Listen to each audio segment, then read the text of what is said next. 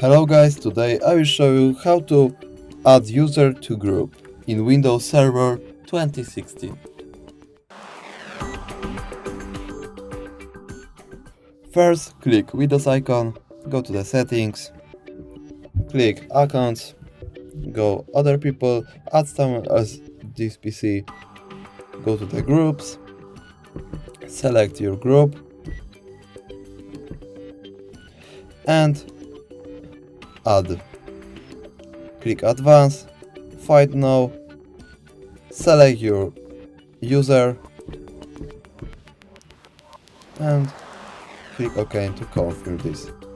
And now user be add your group. Thank you very much for watching this video, like, subscribe and comment this channel. Bye!